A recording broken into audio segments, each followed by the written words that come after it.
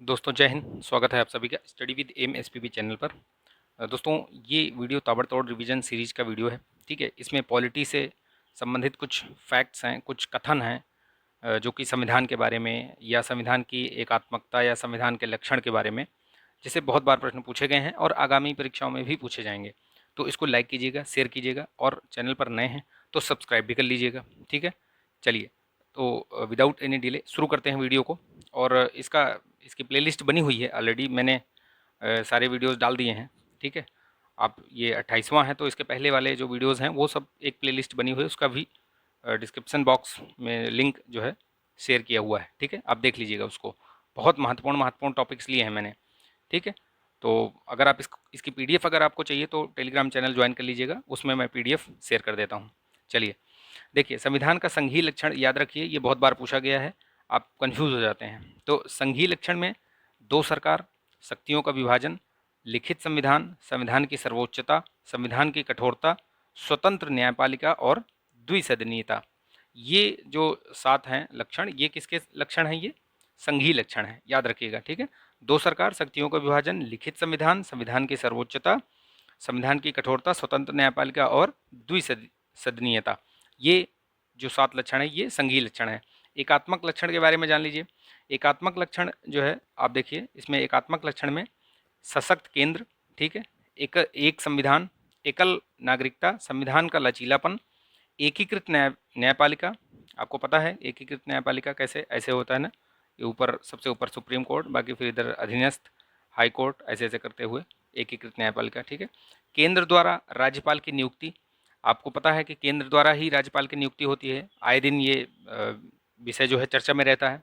ठीक है, तो ये अखिल भारतीय सेवाएं और आपातकालीन प्रावधान, ये क्या है कि संविधान की एकात्मकता के लक्षण दिखाई देते हैं।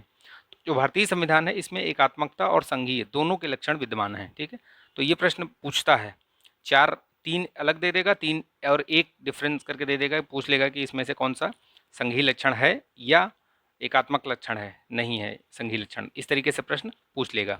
ठीक है, तो ये बहुत ही महत्वपूर्ण टॉपिक है, याद रखिएगा। इनसे प्रश्न पूछा गया है पिछली, आप अगर प्रीवियस ईयर पेपर उठा के देखेंगे सभी में पूछा गया है ये। ठीक है, नेक्स्ट देखते हैं, भारतीय संविधान को विभिन्न नामों से पुकारा है या उनकी विशेषताओं के बारे में क्या क्या लोगों ने कहा है। जैसे देखिए, तो इसको भी ध्यान रखिए, ये भी पूछा जाता है, कथन पूछा जाता है कि किसने कहा था ये। जैसे एकात्मकता की भावना में संघ, ये किसने कहा है? केसी हेयर ने कहा है। ये राजनीतिज्ञ लोग हैं, ये राजनीतिक जानकार जिनको विशेषज्ञ कह सकते हैं आप।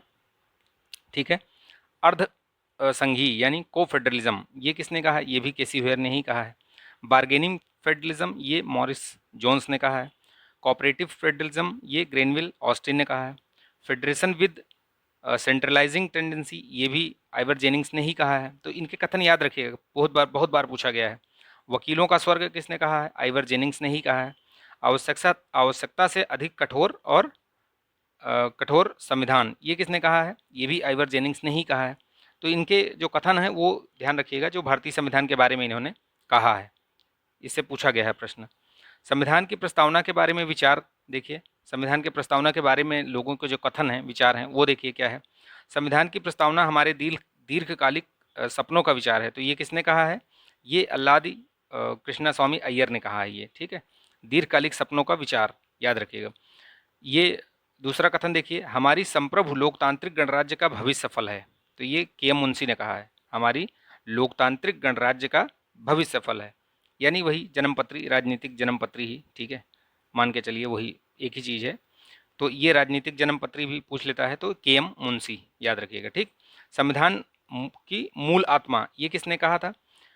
वैसे तो ये और भी लोगों ने कहा है, लेकिन एक जो गोलकनाथ बनाम पंजाब राज्य वाला प्रकरण हुआ था, मामला हुआ था, उसमें न्यायमूर्ति हिदायतुल्ला ने भी कहा था ये कि संविधान की मूल आत्मा है ये। ठीक है, याद रखिएगा।